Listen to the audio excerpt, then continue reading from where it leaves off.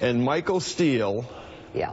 I want to ask each of you, how proud of you are of your party today and your candidate? And what are these numbers? I mean, there's no pathway, right, Ben? Everything is awesome. Everything is awesome. Okay. It's working out just like we planned. Yeah. No. What happens to the Republican Party after Election Day? What happens? The same thing that happened to the Democrats after Walter Mondale or George McGovern. I mean, the truth is that this election, if it goes the way the forecasts show, will be a bad defeat at the top of the presidential ticket.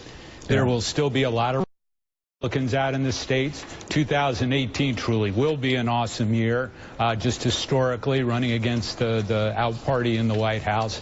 And what's really important is the down ballot Senate races, because there is so much up and coming talent on the ballot for Republicans in the different states. Ben, you have been a pro ever since you were interning at the Boston Globe, and you proved it just again. But Michael Steele, let me ask you about another aspect of what happens on Election Day in terms of, there's a feeling among some that Donald Trump, endorsing Donald Trump, sticking with Donald Trump during the course of this campaign, leaves a stain on several national Republicans. Do you believe that?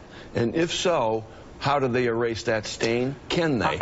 I think to some degree it does. I mean, there have been clearly some voices that have been caught in the crosshairs between words that Donald Trump has said or actions he's taken and their defense of that, while at the same time trying to create some separation for whatever reason, whether it's to protect the Senate, the House, down ballot, something like that. But the reality of it is, when this race is over, there's going to be a great upheaval. I think a lot of Trump supporters will be very much full of recrimination, I'm sure, about, the outcome of the race because you didn't support the nominee, etc. Those voices, the Never Trump people, are going to fight like hell to try to pull the party back together while they're going to try to pull the party apart.